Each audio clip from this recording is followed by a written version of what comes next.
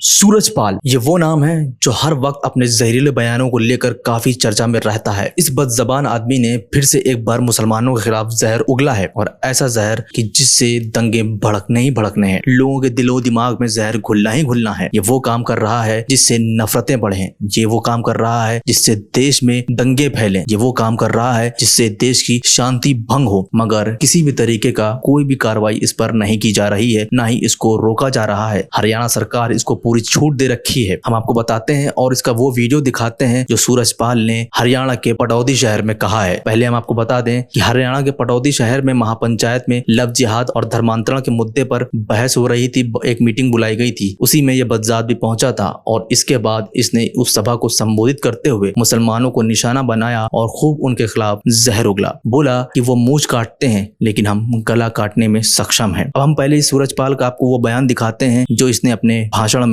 बोला है। मैं कल मुरादाबाद के गांव खेता में चला था, महाराज जी मुस्लिम बाहुल्य गांव था, मैंने मास्क लगा रखा था। आज मुझे यूं करने लगे जैसे ही मैंने मास्क उतारा सालों में हाथ नीचे हो ये मुझे कटवाते हैं, हम गर्दन काटने वाले अगर अपनी पे आ गए तो सालों को चुन चुन कर ठोकेंगे कि नहीं?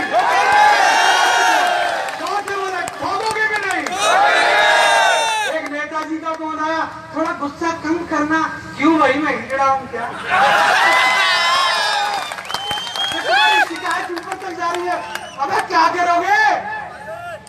सोनादी शमशान समिति का प्रधान 27 साल से मुझे पता है यही है। अगर देश के अंदर इतिहास बनाना चाहते हो, इतिहास बनना नहीं है, इतिहास बनाना है।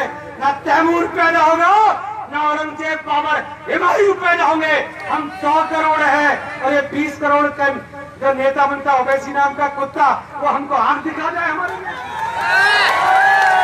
मैं अनुरोध कर रहा हूं, मर जाना, मिट जाना, शहीद भगत सिंह की तरह अमर हो जाओगे।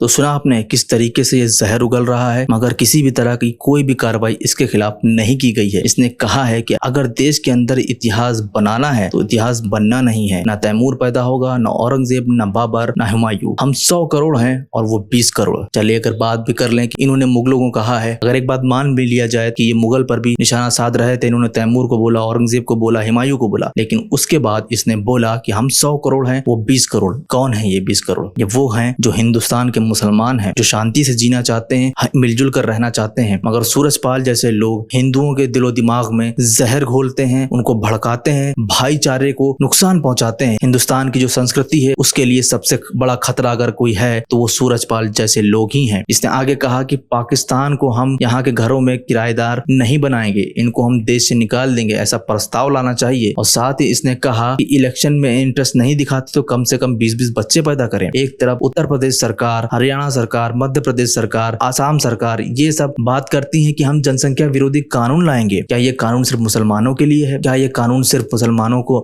बदनाम करने के लिए बनाए गए हैं? क्या ये दिखाया जा सके सिर्फ कि मुसलमान ही ज्यादा बच्चे पैदा करते हैं? सबसे बड़ा सवाल है कि जब ये 20-20 बच्चे पैदा करने के लिए बोल रहे हैं हिंदुओं को, तो क्या जो जनसंख्या कानून है वो हिंदुओं पे लागू नहीं होता? उसे मुसलमानों के लिए बनाया जा रहा है, एक विशेष समुदाय के लिए बनाया जा रहा है। तो क्या अब इससे जनसंख्या नहीं बढ़ेगी? क्या इससे जनसंख्या की रोकथाम होगी? सबसे बड़ा सवाल यही है कि इस पर पुलिस का रवैया भी बड़ा लचर रहा है। पुलिस ने किसी भी तरह की कोई भी कार्रवाई नहीं करी है अभी तक इस बदजात पर। जब ये जहर उगल रहा था तब पूरा वीडियो है सामने, लेकिन किसी भी तरीके से जब ये जहर उगल रहा था तब वहां पर वीडियो भी शूट हुआ, वो वीडियो वायरल भी हो रहा है सोशल मीडिया पर। मगर पुलिस का बयान है कि उनके पास ऐसा कोई भी वीडियो पहुंचा ही नहीं है, ना ही उनके खिलाफ कोई एक्शन लिया जा रहा है। मनेसर के deputy commissioner of police Varun Singla ने कहा है कि हमारे संज्ञान में ऐसा कोई वीडियो आया ही नहीं है। हाँ, इनके संज्ञान में आएगा भी कैसे? अगर यही वीडियो दिवांगना का होता, इकबाल तन्हा का होता, या नताशा का होता, या उमर खालिद का होता, तो अब तक के ये संज्ञान में ले चुके होते, खुद ही पहुंच गए होते कार्रवाई करने के लिए, खुद ही उठाकर उन पर यूएपीए कानून लगा दिया होता, खुद ही जाकर उनकी संपत्ति कुर्क कर दी होती। मगर सूरजपाल पे हाथ डालेंगे कैसे? क्योंकि ये तो बीजेपी की गोद में पल रहे हैं, ये करणी सेना के सदस्य तो हैं ही हैं, साथ ही साथ ये बीजेपी के प्रवक्ता भी हैं, तो कैसे हाथ डाल देगी पुलिस इनके ऊपर? बात करते हैं अगर पुलिस के ऊपर, पुलिस फोर्स को हमेशा माना जाता है कि वो धर्म से, मजहब से, जात से पात से सबसे ऊपर होती है, उसका फर्ज बनता है कि समाज में अगर कोई जहर फैला रहा है उसके खिलाफ कार्रवाई करे। मगर पुलिस ने कहा है कि हमको तो अभी तक कोई संज्ञान में मिला ही नहीं है, ना ही हमारे पास कोई कंप्लेन आई है। कंप्लेन तो दिल्ली दंगों में भी नहीं की गई थी कई चीजों के खिलाफ, मगर कई ऐसे लोगों को गिरफ्तार किया गया, कई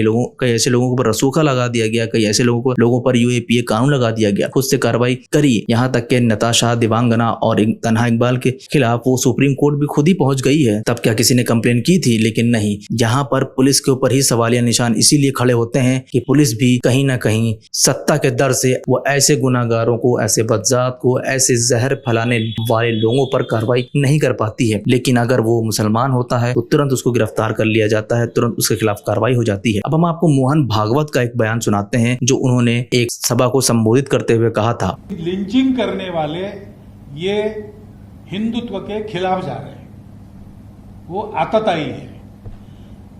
कानून के जरिए उनका निपटारा होना चाहिए, क्योंकि ऐसे केसेस बनाए भी जाते हैं तो बोल नहीं सकते आजकल कहाँ सही है कहाँ गलत है। लेकिन कानून को अपना काम करना चाहिए, तहकीकात करनी चाहिए ठीक से, बिना पार्शियलिटी किए सबका न्याय करना चाहिए और दोषी को सजा होनी चाहिए। हमको उसमें कोई गम नहीं। सर मैं कहता हूं सार्वजनिक भाषण में मैंने कहा स्वयं, ये अगर हम करने लगेंगे तो बहुत अच्छी बात होगी। एक बात बिल्कुल सही है आपकी कि आज अगर संघ के नाते हम कोई बात कहते हैं, अब ये बात मैं कह रहा हूं तो इसकी हिंदू समाज में तो बहुत बड़ी चर्चा होगी। बहुत बड़ा वर्ग है जो इसका समर्थन करेगा, हमको कहेगा कि आपने बहुत अच्छा किया, ये पहल की। ऐसा भी वर्ग है जो खराब नहीं है, अच्छे इंसान है, लेकिन वो कहेंगे कि बस आप भी भोले बन गए। आप ये जरूर कहेगा क्योंकि ठोकरे लगी है। वो कहेंगे कि अरे ऐसा कभी हुआ था क्या, ये ऐसा मामला नहीं है, ये आप लोग नहीं समझते। ऐसे भी होंगे, चलेगा, ये शास्त्रार्थ चलेगा। लेकिन एक बात है कि हिंदू समाज की भावना संघ बोलता है, आज स्थिति है, क्योंकि नीचे तक हमारे स्वयंसेवक है, समाज क्या सोचता है क्या नहीं हमारे पास आता है, हम उसके अनुसार बताते हैं। उसके अनुसार मैं बता रहा हूं, हिंदू समाज अपने परंपरा, प्रकृति, बुद्धि, मन के अनुसार चाहता तो है, लेकिन करने की हिम्मत उसकी इसलिए नहीं होती कि ये सब बीच में है।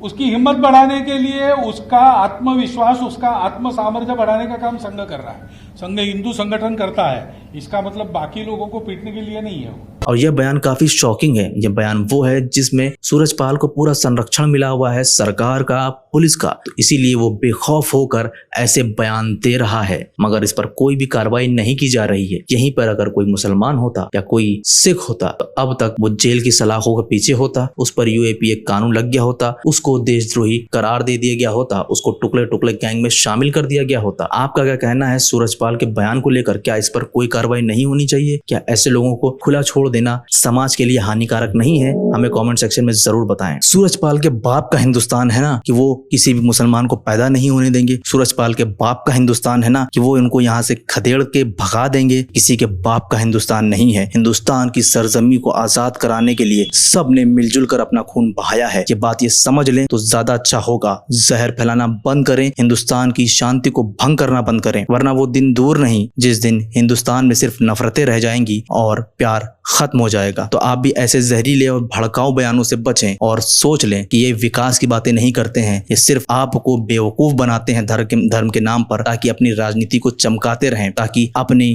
कुर्सी को बचाते रहें, क्योंकि इनके पास विकास का मुद्दा नहीं है, सिर्फ और सिर्फ धर्म का मुद्दा है। आप इनके पास ना नौकरियां हैं देने के लिए, ना महंगाई को कम करने के लिए कुछ है। अगर कुछ है तो सिर्फ ये ऊट पटांग बातें, ऊल जुलूल बातें और जहर फैलाना।